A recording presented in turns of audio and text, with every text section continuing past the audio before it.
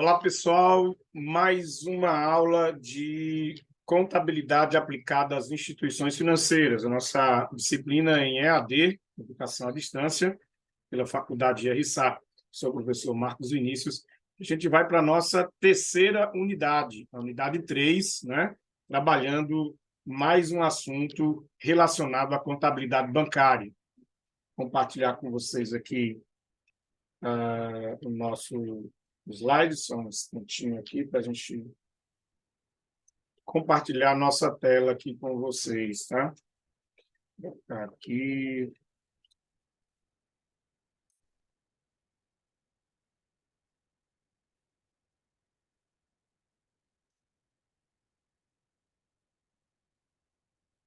Compartilhando. Apresentação dos slides. Ok, contabilidade aplicada às instituições financeiras, nossa unidade 3, operações passivas, derivativos e demonstrações contábeis obrigatórias. Esse é o nosso último assunto para a nossa terceira avaliação, ok? Aí vamos, então, conforme o nosso plano de curso, trazer 4 tópicos nesta unidade. Primeiro tópico que começa na aula de hoje, operações, ou nas aulas de hoje, vai ter 2 aulas, a gente vai fazer 2 vídeos aqui, né? 2 videoaulas, a 27 e a 28, com operações passivas. Tópico 2, noções básicas de derivativos. 3, operações com derivativos. E 4, demonstrações financeiras obrigatórias, ok? Então, vamos começar aí nossa aula 27, operações passivas.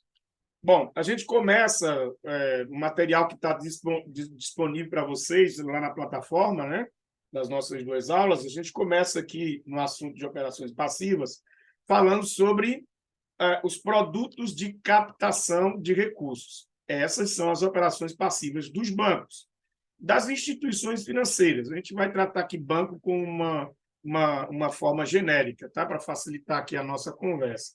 Então, os bancos, eles são instituições financeiras que têm por finalidade a mobilização do crédito mediante o recebimento em depósitos de capitais de terceiros, que são as operações bancárias passivas, isto é, a fonte de recursos dos bancos. Então, veja bem, os bancos, eles trabalham com o dinheiro dos seus clientes. E quando esses dinheiros, né, eles são depositados nos bancos, aplicados nos investimentos dos bancos, ou seja, esse dinheiro, o cliente ele entra em atividade e vem ao banco depositar o seu dinheiro, investir o seu dinheiro, colocar o seu dinheiro, guardar o seu dinheiro. Então, o banco aí tem uma posição passiva por essa ideia da atividade do cliente se deslocar ao banco, entrar em contato com o banco, acessar o banco, né, pelo celular, e ali, então, transferir, colocar o dinheiro. Então, isso se constitui na fonte de recursos dos bancos, ok? E aí são chamadas de operações passivas. Por outro lado, os empréstimos. Agora, os empréstimos, aí é o banco oferecendo empréstimos.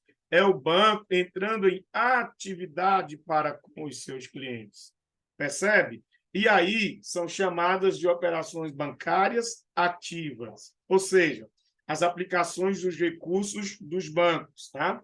Além das operações ativas e passivas, há também as operações acessórias, ou seja, aquelas em que o banco prestando serviços diversos, né, como recebimentos de contas de luz e água, recolhimentos de tributos, transferência de dinheiro entre contas, cofres de aluguéis, custódia de valores, etc. Nessas operações, o banco ganha, principalmente em tarifas, ok? Já ouviu falar na tarifa bancária? Pois bem, esse é como que uma remuneração pelo serviço que o banco presta em operações acessórias.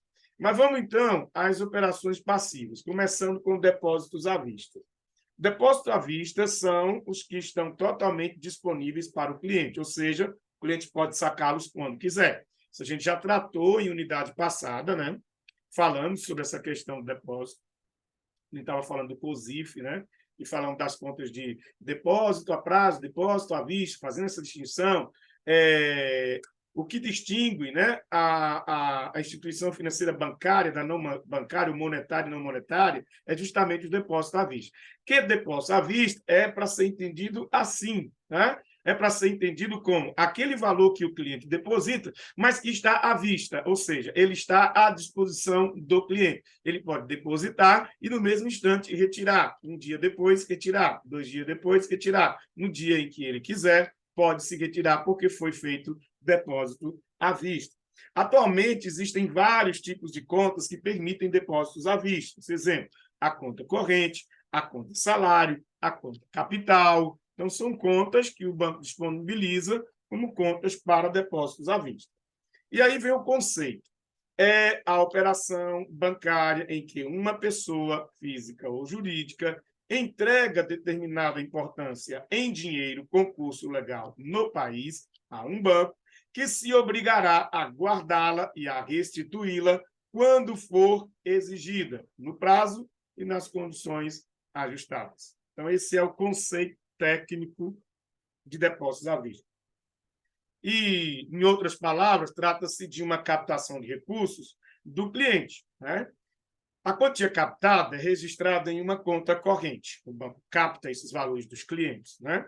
E essa conta ela é sem remuneração. O que quer dizer isso? Sem remuneração quer dizer que não haverá rendimentos sobre esse valor que você deposita em contas à vista. Há uma inovação nos bancos digitais, principalmente, né? Em que você coloca dinheiro e só em você colocar o dinheiro ali naquele banco digital, você já é remunerado. Todo dia, aquele dinheiro seu vai sendo remunerado, né? Já no banco tradicional, não. Você precisa colocá-lo em uma conta específica para depósitos a prazo, porque aí vai ter a remuneração. Aqui, não. Você coloca o dinheiro na conta corrente, ele vai continuar lá. Passa um dia, 1 mês, 2 meses, 6 meses, e vai ser o mesmo valor. Ok? E aí, podendo ser livremente movimentada, né, essa conta corrente, de diversas formas. Então, você pode movimentar a conta com um cartão magnético, o talão de cheques, que está quase em desuso, transferência via DOC e TED também em desuso por causa do Pix, né? Então, você pode fazer aí pelo Pix, você pode fazer a transferência, né, ali online, né, pelo aplicativo do celular. São mantidos por pessoas físicas e jurídicas de direito público ou privado e constituem-se na principal fonte de recursos dos bancos. Guarda isso, tá? Qual é a principal fonte de recursos dos bancos? Depósitos à vista. São recursos de livre movimentação e as normas do Sistema Financeiro Nacional não permitem a remuneração de depósitos à vista, tá? Eles não permitem remuneração. Ah, professor, mas e esse depósito que é feito num banco, vou fazer merchandising aqui, né, do PicPay, do Nubank, como que é isso? Bom, existem bancos, né, que eles já operam o CDB instantâneo, imediato. Se você botar o dinheiro, por exemplo, no PicPay, você não precisa guardá-lo como no Nubank, né, fazer nas caixinhas ou fazer algo, não. O valor ele já começa a ser remunerado, mas não, ele não está numa conta corrente, ele está num CDB, ele já, em outras palavras, já foi investido o seu dinheiro, já está investido. Mas conta corrente, aí sim, o sistema não permite. A captação de depósitos à vista representa a atividade básica principal dos bancos comerciais. Isto os qualifica como instituições financeiras monetárias. Já aprendemos isso, né? Uma instituição financeira monetária ou uma instituição financeira bancária é aquela que capta depósito à vista. Os depósitos à vista livremente movimentáveis são captados pelos bancos comerciais, os bancos múltiplos, né, que têm dentre as suas carteiras, e no mínimo 2, a carteira comercial, Caixa Econômica, cooperativas de crédito e bancos cooperativos. Então, esses são instituições que movimentam depósitos à vista. O que os configuram como instituições financeiras monetárias, né, criando assim a moeda escritural. A moeda escritural não é nada mais, nada menos que o depósito bancário, né? Ou seja, você fez aquele depósito, você tem ali uma moeda, você tem um comprovante de depósito, aquilo é uma moeda escritural, está escrito ali. Escritural porque advém do recibo ou comprovante do depósito, né? Então, é por isso. A moeda escritural é aquele comprovantezinho que você recebe depois que deposita o dinheiro. A captação dos depósitos à vista, é só uma observação, muitos nem usam, não imprimem mais o comprovante, não tem problema. O comprovante ele é digital, ele já fica guardado, inclusive há extratos e há aplicativos de banco que você só precisa abrir o extrato, clicar nas linhas do extrato, onde está aquele depósito que você fez, aquele Pix que você fez, você clica ali, ele já aparece na tela o comprovante, se você quiser imprimir. A captação dos depósitos à vista tem como vantagem o custo zero, visto que a instituição financeira, para ela, custo zero, não desembolsa nenhum valor para captar esses depósitos junto às pessoas físicas e jurídicas. Tá? Então, é aquela questão da não remuneração. Tá? O banco não vai te dar remuneração. Então, para ele, é custo zero. Para que seja efetuada a captação do depósito à vista, é necessária a abertura de uma conta corrente. Tá? Você abre uma conta corrente no banco, e aí você já pode colocar dinheiro nela. Depósitos à vista são objeto da quantia proporcionada pelo FGC. O que é o FGC? Né? O fundo, está aqui na tela, aqui, ó, símbolozinho do FGC, Fundo Garantidor de Créditos. Ele tem a garantia do governo federal e enquadram-se no Fundo Garantidor de Créditos, que tem a cobertura hoje, né? Antigamente era menos, já passou, atualmente é de R$250 mil para o CPF ou CNPJ. Isso quer dizer o quê, em outras palavras, né, para o leigo de instituição financeira, já não para você, né, que está estudando contabilidade da instituição financeira. Para explicar para alguém, é só dizer assim, até 250 mil que você depositar, se acontecer alguma coisa com o banco, o governo federal ele te restitui os 250 mil. Entendeu? Se você depositar 260 mil, ele vai te restituir 250, você vai perder os 10 mil. É isso, em outras palavras, é assim que funciona o FGC, tá? Então, isso quer dizer o quê? Que para a maioria de nós, para a maioria dos brasileiros, você tem seu dinheiro depositado em banco e não tem o medo de perdê-lo, porque há um fundo garantidor de crédito, tá? O seu dinheiro que está lá, o governo federal devolver. Aí você vai me dizer assim, mas e o risco, né? Sabe qual é o risco? É do governo federal falir. Então, se você tem uma nação que não é segura economicamente, que muita gente não liga para isso, né? Às vezes tem muita gente que liga só para as ajudas, né, sociais, projetos sociais, olham para o mercado financeiro como uma coisa assim que, né, é inalcançável, banco, né, já criminaliza banco e tal. E não sabe eles que todo a nossa segurança financeira depende, sim, do mercado financeiro. Depende de uma boa economia, que o país esteja bem economicamente. Porque se ele fale economicamente, aí não tem FGC, né? Aí você perde mesmo seu dinheiro, como já aconteceu em governos da história do Brasil, né? Questão para praticar. Então, vamos para essa questãozinha básica do concurso do Banco do Brasil 2010, né? Aí é fácil de responder, não é? Os depósitos à vista, eles são recursos, né? E aí são sem remuneração, está aqui, né? Está falando de depósito à vista, sem remuneração. Então, ele é denominado, qual é? Os serviços bancários. Seria o CDB? Não. Fundo de investimento? Não. Poupança? Não. Cartão de crédito? Não. Seria conta corrente. Ok? Vamos, então, aos depósitos a prazo. Os depósitos a prazo são o certificado de depósito bancário, o CDB, é um depósito a prazo. Recibo de depósito bancário, que é o RDB, só muda o C para o R, né?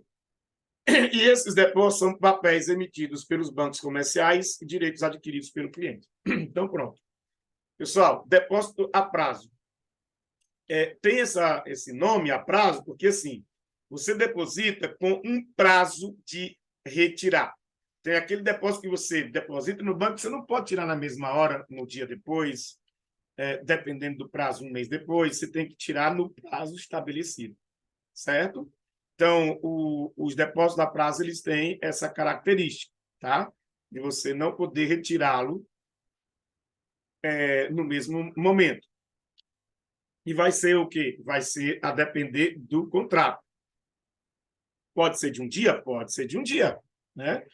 Normalmente é um mês, 6 meses, um ano. Para quê? Para que, à medida que esse prazo se estenda, aumente a sua remuneração, o seu rendimento, os seus juros. Por exemplo, se você coloca R$ 100 numa conta em CDB ou RDB, o que vai acontecer? Segundo ou conforme o contrato, seja do certificado, seja do recibo, você vai ter aquele prazo estipulado. E, mediante aquele prazo, os juros que você vai receber dos R$ 100 pode ser maior. Então, se você pega R$ 100, deposita por um mês, vai ser X%. Se você pega os mesmos R$ 100, deposita por 3 meses, vai ser X mais, né, os 100 mais X vezes 3, né? Ou seja, ele vai aumentando o teu rendimento conforme o prazo que você coloque ali, tá? Bom, e aí? CDB, RDB, o que eles são, na verdade? Eles indicam, né, primeiro, a obrigação de o banco pagar ao aplicador ao final do prazo contratado a remuneração prevista, né, que será sempre superior ao valor inicial aplicado. Os rendimentos são superiores ao da caderneta de poupança, né, da tão antiga e tradicional caderneta de poupança. É um tipo de conta em que o depositário, pessoa física ou jurídica, somente poderá efetuar o saque após decorrido um tempo fixado, combinado na ocasião do depósito. Tá? Eu falei em outras palavras. As instituições financeiras que captam depósitos a prazo são os bancos múltiplos, que têm a carteira comercial de investimento e ou desenvolvimento, os bancos comerciais, os bancos de investimento, os bancos de desenvolvimento, a Caixa Econômica Federal, então são bancos que vão captar depósitos a prazo. As cooperativas de crédito podem captar depósitos a prazo, mas somente dos seus cooperados, dos seus associados, por meio apenas de RDB, tá? Não pode ser via CDB. Tem um exemplo aí do Sicoob, que é o meu banco, né? Eu chamo de meu banco, opero muito com o Sicoob, então, a exemplo do Sicoob, outros bancos, como o Coop, como outros bancos cooperativos, que, na verdade, eles não tratam o cliente como um correntista, né? Mas ele é um sócio do banco, vamos dizer assim, né? Ele recebe o seu percentual de aplicação, você tem uma conta capital lá também, você, todo mês você coloca um valor, e você tem ali uma espécie de ação deste banco, né? E aí você recebe, né, uma espécie de dividendos, valores, todo encerramento de exercício, quando ele apura o resultado. E a partir daquele lucro, você tem o percentual que você tem do percentual que representa o capital do banco da cooperativa de crédito. Ok? Então, você é chamado de cooperado, né? E aí, o banco só vai poder fazer depósito a prazo para os que são associados, né? Não pode ser para pessoas que não sejam do banco, como acontece nos bancos tradicionais. As sociedades de crédito, financiamento, investimento, que são as SCFI, além de captação por meio de CDB, podem captar RDB.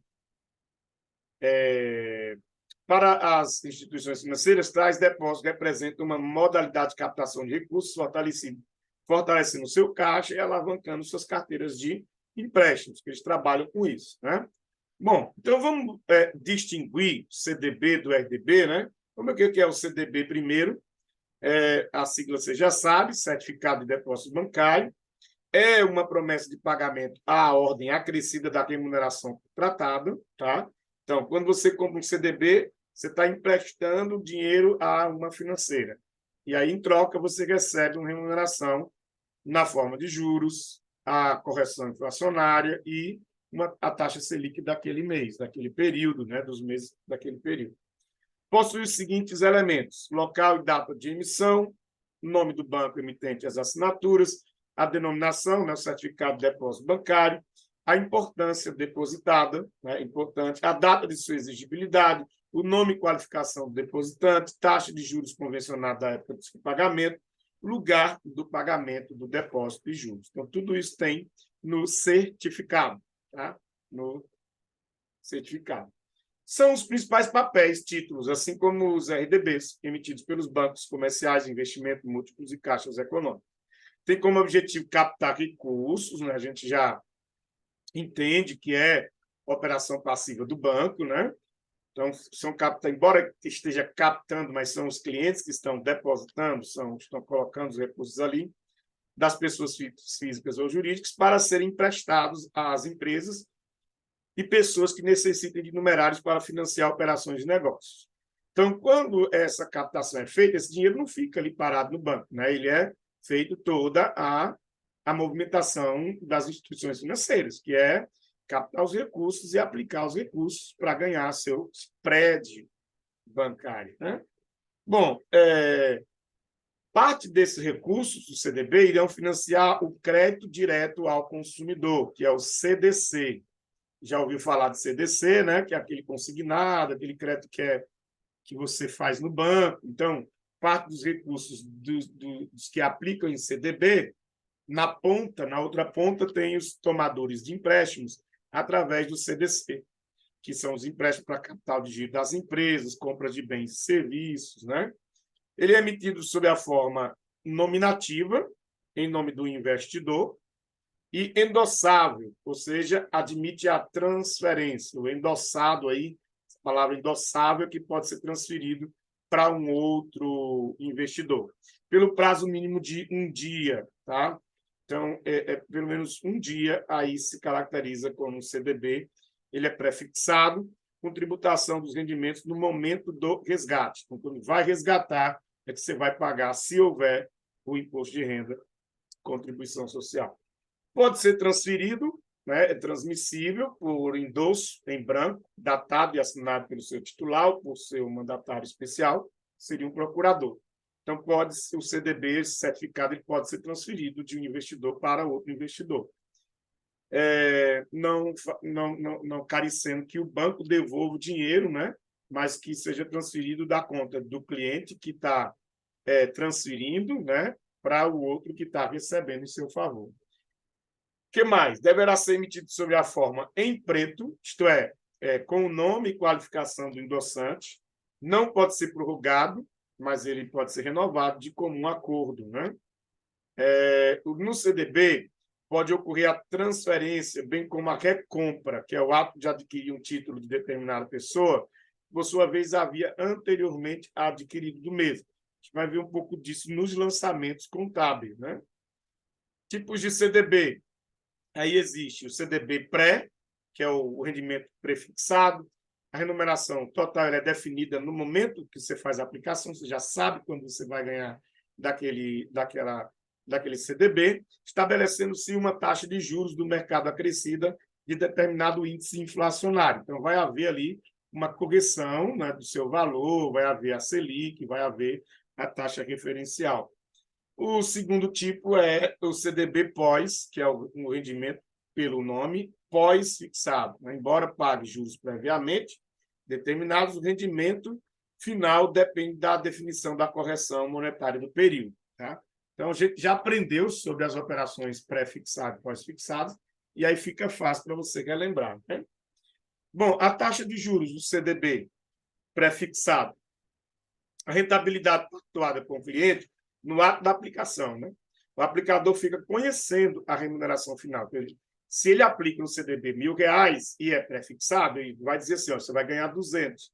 Ele já sabe que no final ele vai resgatar 1.200. Esse é a taxa de juros pré-fixada. Agora, a flutuante é rentabilidade definida em percentuais da taxa Selic ou do CDI negociado. 98% do CDI, por exemplo. Hoje, bancos já operam com 101% de CDI, 102% de CDI ou mais, né? dependente de como que esteja o mercado. O pós-fixado é uma rentabilidade definida com base em indexadores, pode ser a taxa referencial, né? a TBF, o índice de preço, mais a taxa de juros pactuada com o cliente na data da aplicação. É corrigido pelos juros interbancário diário, né? Ou chamado DI over, né? O DI over, né? Que é o depósito interfinanceiro, chamado, né?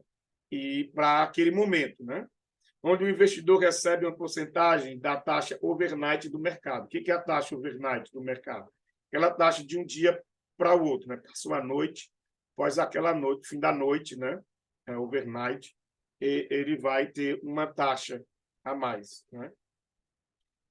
Aí nós temos o CDB rural, né? O que é o CDB rural? É um título privado, né? Assim como todo CDB e RDB, emitido como forma de captação específica pelos bancos comerciais, bancos múltiplos, com carteira comercial, com prazo, rendimentos idênticos aos CDBs. Então, eles vão ter os mesmos rendimentos dos CDBs, tá? CDB rural. Só que ele tem rural aí, então vai haver, óbvio, uma linha, né? Um segmento, né? Desse tipo de investimento, tá? Mas vai ter mesmo. Se for pré-fixado, já sabe a taxa, se for flutuante, pela taxa Selic, se for pela após fixada, né, vai ter a taxa referencial, a TBF, né, que é a taxa básica financeira, e as correções monetárias. Os recursos captados, olha aí, ó, já são destinados obrigatoriamente para o financiamento e comercialização de produtos agropecuários, máquinas, equipamentos agrícolas. Tá? E aí compete ao Banco Central, né, tá em cima dos bancos para fiscalizar, comprovar que está sendo destinado a esse fim. O CDB rural, independente dos critérios estabelecidos no próprio contrato, o investidor não pode repactuar a cada 30 dias a taxa de remuneração do produto. Ele terá que contratar uma nova operação. Então, a cada 30 dias, né, é feito aí uma nova contratação. Como funciona um investimento em CDB? Eu trouxe essa figurazinha aqui, aumentei ela aí, ó. Então, o que acontece? Você vai, né? Primeiro, o investidor, você empresta ao banco, tá? Segundo, com esse dinheiro, o banco expande sua linha de crédito, faz empréstimo, cobra altas taxas de juros e assume o risco do calote, né? Ele tem que devolver o dinheiro para quem colocou o dinheiro. Aí, em terceiro, as pessoas endividadas recorrem aos bancos para fazer esses empréstimos. Em quarto, os empréstimos são pagos ao longo do tempo, né? Então, as pessoas vão receber na linha azul e vão devolver na setinha azul aqui, recebendo, a setinha verde, devolvendo dinheiro para os bancos, né? Com os seus juros. E aí, por último, final dessa operação de CDB, você vai receber seu dinheiro de volta no final do prazo estabelecido, acrescido com juros. Tá? Então, essa é a linha, né? O trajeto aí da operação. E aí começa a questão para praticar. Certificado de depósito bancário é um título de renda física, né?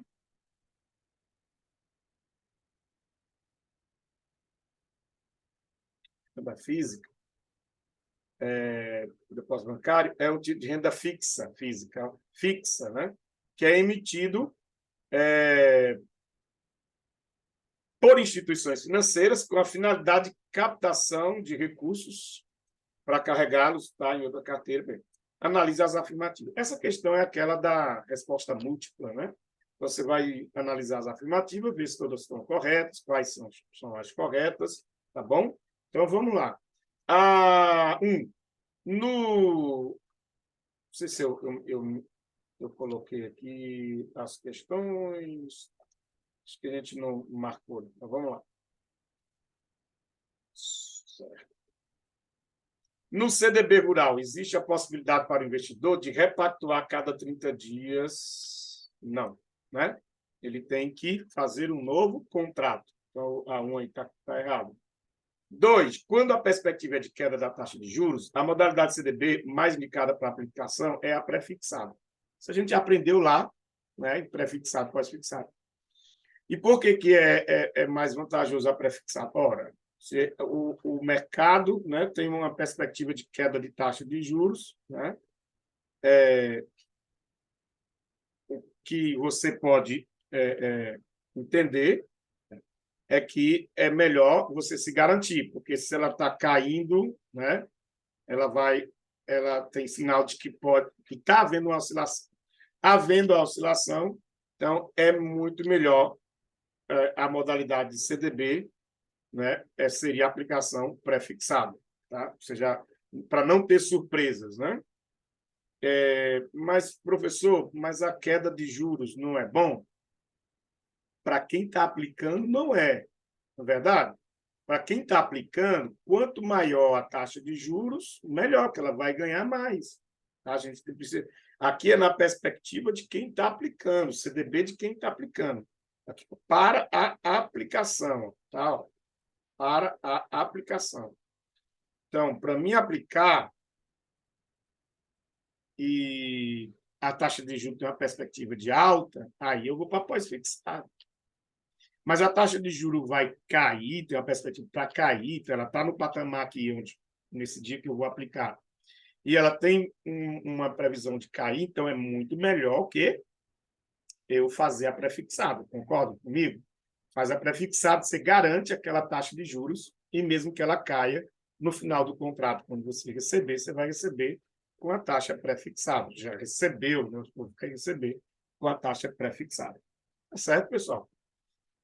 Então, a 2 está correta. Vamos para a terceira. O CDB não pode ser negociado antes do seu vencimento. Aqui já está, né? Não pode ser negociado antes do vencimento? Pode, é endossável, pode ser transferível, né? Essa é uma das diferenças do CDB, tá?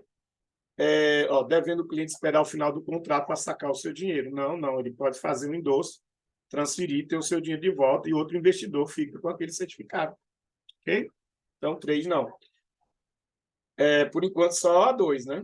Então, só temos aí a letra A e a letra B já foi, né? Então, tem a C, D e E. Vamos lá. No 4. Já dá para definir? Já dá para definir? Não, dá não, né? 4 ainda tem a C e a E. Mas vamos lá. No CDB pré-fixado. No momento da aplicação, o investidor já conhece o percentual de valorização nominal de seu investimento. Opa! No CDB pré-fixado, no momento da aplicação, o investidor já conhece. É isso, né? Ele já conhece. Corretíssimo. O 4 aqui está correto, tá?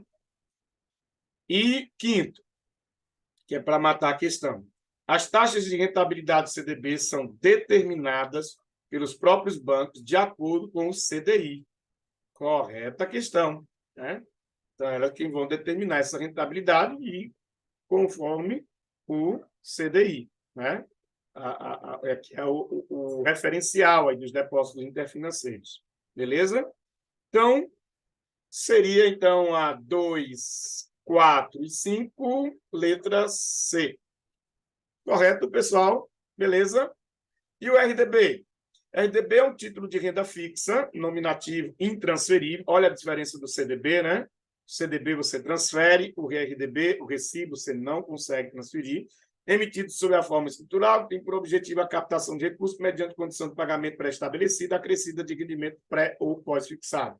Então, o RDB é intransferível. Essa é a maior diferença entre o CDB e o RDB. A gente vai escalonar aí outras diferenças. No entanto, pode ser resgatado antecipadamente, desde que haja um acordo com a instituição, sendo que, neste caso, o aplicador recebe somente o valor investido, perdendo, assim, a remuneração, tá? Então, no RDB, você pode ter o seu dinheiro de volta, embora seja um depósito a prazo, mas com um acordo com o banco, você pode ter o seu dinheiro de volta.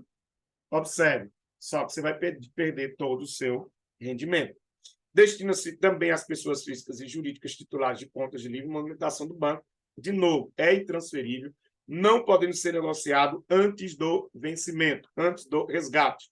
Então, não há recompra, tá?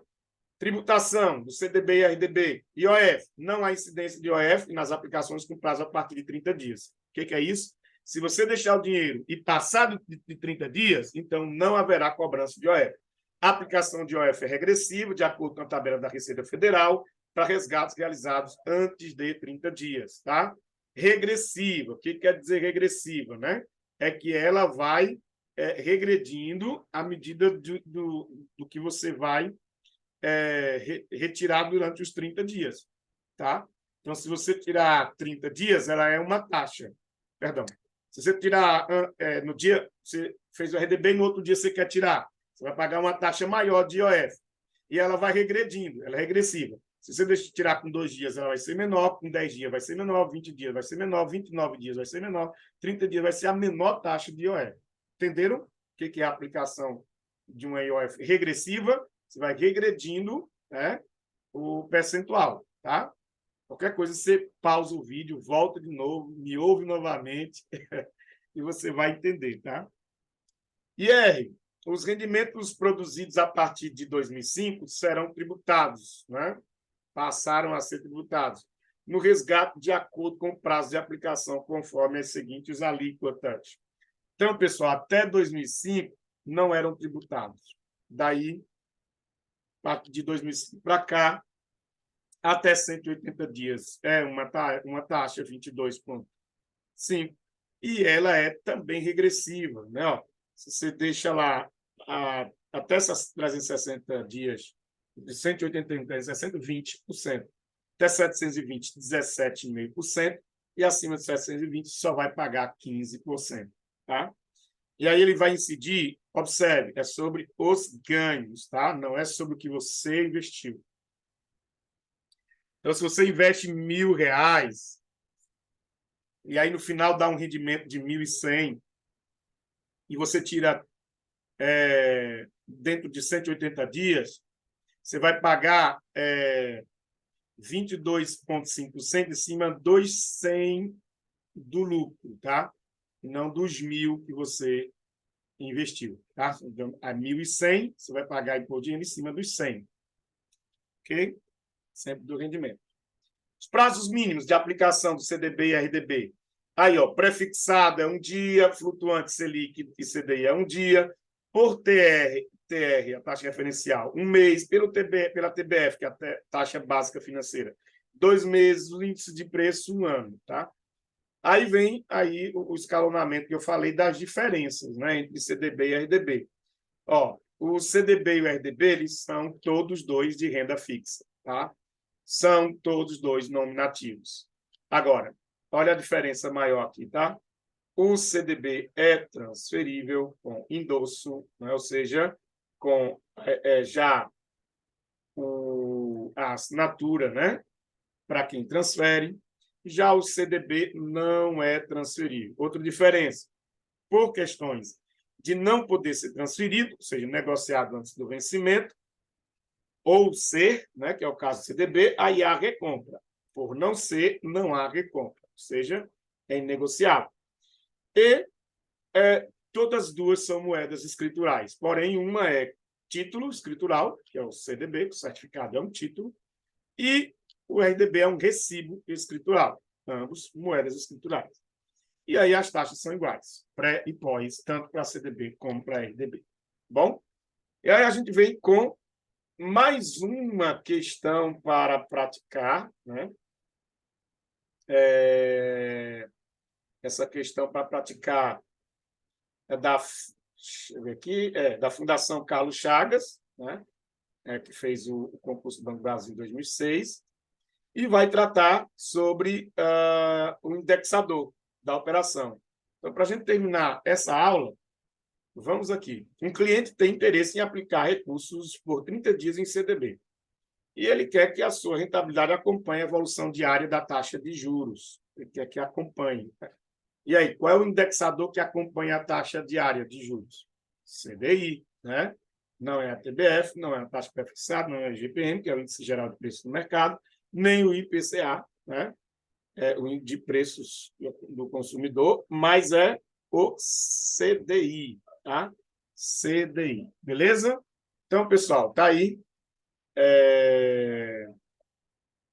a nossa aula 27. Daqui a pouco a gente volta para a nossa aula 28.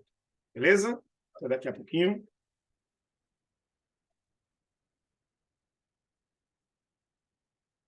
Show!